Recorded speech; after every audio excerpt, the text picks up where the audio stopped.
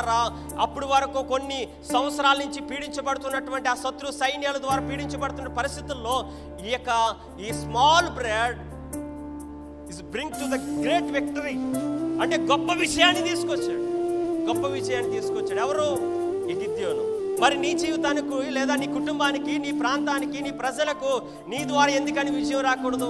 నీ ద్వారా ఎందుకని నీ కుటుంబం ఒక మేలుకరంగా ఆశీర్వాదకరంగా ఉండకూడదు? ఉండాలంటే ఖచ్చితంగా ఏం చెప్పండి మీకు? మొదట క్రీస్తు కొరకు నిలగొట్టబడాలి, దేవునికి ఆత్మ చేత నింపబడాలి, విరవబడిన తర్వాత అనేక మందికి ఆశీర్వాదకరంగా నీ ఉంటే అది దేవుడు హర్షించేటువంటి విషయం.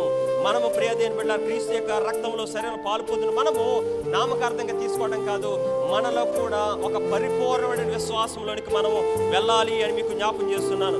దేవుని యొక్క సన్నిధిలో ప్రియ దేవుని బిడ్డలారా, ఒక 5 నిమిషాల్లో నేను ముగిస్తాను, క్షమించాలి. ఎందుకంటే మరలా సమయాన్ని పంచుకోవాలంటే నాకు కుదరదు కనుక క్షమించాలని కోరుతున్నాను. ఒక విషయాన్ని తెలియజేసిన ముగించేస్తాను.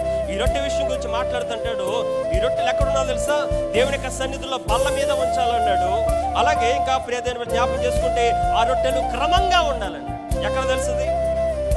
నిర్గమకాండం 40:23 అంటాడు, రొట్టెలను క్రమంగా ఉంచాలి. ఈ రొట్టెలు ఎలా ఉండాలి తెలుసా? దేవుని సన్నిధిలో నిద్రపోతుల్లాగా ఉండకూడదు, క్రమంగా ఉండాలి దేవుని యొక్క సన్నిధిలో. ఏ రొట్టె? మీ రొట్టె ఎలా ఉండాలి?